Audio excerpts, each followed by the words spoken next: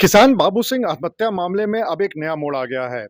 इस पूरे मामले के मुख्य आरोपी निष्कासित भाजपा नेता प्रिय रंजन आशु दिवाकर ने जब से एक शपथ पत्र हाईकोर्ट में लगाया है, उसके बाद से कई सारे सवाल उठने शुरू हो गए हैं। इस शपथ पत्र में यह कहा गया है कि वो फरार नहीं था, बल्कि घटना के बाद से ही वो लगातार पुलिस कर्मियों के संपर्क में था। आज हम कमिश्नर सर से इस वजह से मिलने आए थे क्योंकि बोला जा रहा है जिस तरीके से प्रिय रंजन शपथ लगा रहा है और बोल रहा है कि ये सब पुलिस हमारे साथ में बैठक हुई थी। अगर बैठक हुई थी तो पुलिस क्यों नहीं पकड़ पाई प्रिय रंजन को, या तो पुलिस पकड़ना नहीं चाहती थी। अगर पकड़ना चाहती थी तो अब तक पकड़ चुकी होती और हमारे पापा को न्याय मिल चुका होता। क्या आश्वासन मिला यहाँ मिलने आए थे? पुलिस ने हमें ये कमिश्नर सर ने हमें ये आश्वासन दिया है कि ये जो झूठा शपथ पत्र लगा रहा है ये सब गलत है, और हम भी सबूत, हमारे पास भी बहुत सारे सबूत हैं जिससे प्रिय रंजन झूठ बोल रहा है। अगर प्रिय रंजन झूठ बोला, एक बार वो झूठा शपथ पत्र दे चुका है और फिर से वो दोबारा शपथ पत्र दे रहा है, तो इसका मतलब हम क्या समझें। आप जॉइंट सीपी से मिले, क्या आश्वासन मिला? उन्होंने भी यही कहा है कि अभी तक जो प्रिय रंजन बोल रहा है, जिसने उसने एफिडेविट लगाया है वो गलत लगाया है, और पुलिस नहीं बैठी थी उनके पास में और प्रिय रंजन झूठ बोल रहा है। क्या लगता है पुलिस और ये मिली भगत है क्या?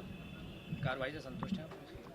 नहीं, अभी तक तो हम थोड़ा बहुत संतुष्ट थे, लेकिन अब हम एक भी संतुष्ट नहीं, क्योंकि अब हमारा पुलिस के ऊपर से भी भरोसा उठता जा रहा है, क्योंकि प्रिय रंजन और पुलिस भी बोला जा रहा है कि वो बैठे हुए थे। अगर वो बैठे थे, एक बार एक इंसान झूठ बोल सकता है, वो बार बार झूठ बोल रहा है और पुलिस अभी तक शांत हुई है।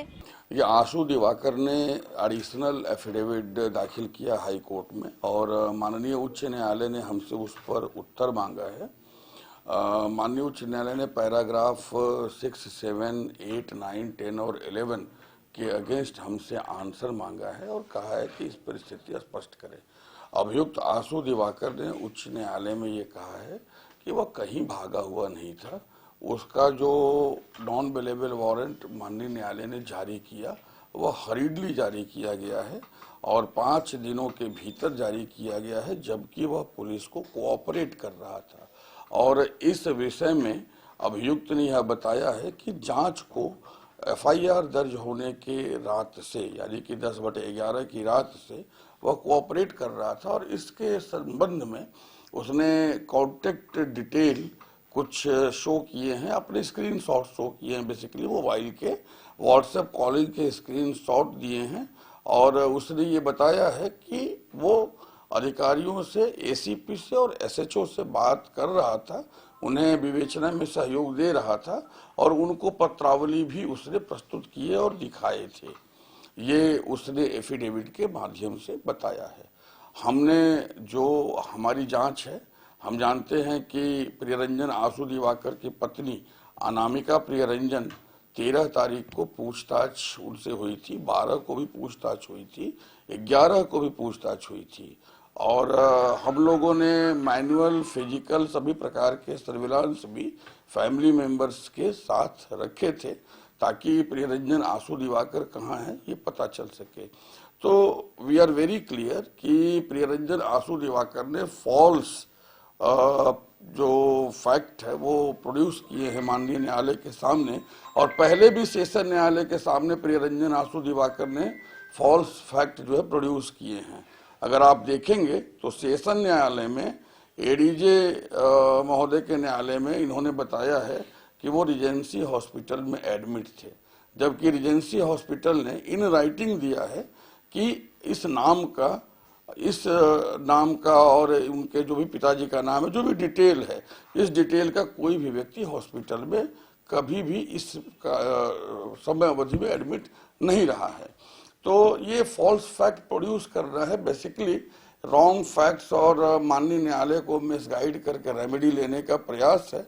We are here to produce all the correct fact, and we are very clear कि honourable court will go through with all the correct facts, and whatever is the genuine will get remedy accordingly. Sir, आज किसान boxing गुफा की दो बच्चियां हैं, वो आपसे मिलने भी आई थी। वो चूंकि समाचार पत्रों में इस प्रकार की चीजें अस्पष्ट छपी हुई थी, हालांकि उसमें हमारा बयान भी छपा हुआ था, फिर भी उनको थोड़ी चिंता थी और वो उस चिंता के साथ आई थी। उन्हें मालूम है वो पिछले सुनवाई के दौरान हाई कोर्ट में भी थी और उन लोगों ने स्वयं इस बात को भी कहा है कि जिस प्रकार से सरकारी पक्ष के एडिशनल एडवोकेट जनरल ने हाई कोर्ट में बहस की थी, वो उनकी परिकल्पना से ऊपर था और वो सरकार के प्रयास और सरकारी पक्ष के प्रयास से संतुष्ट रही हैं।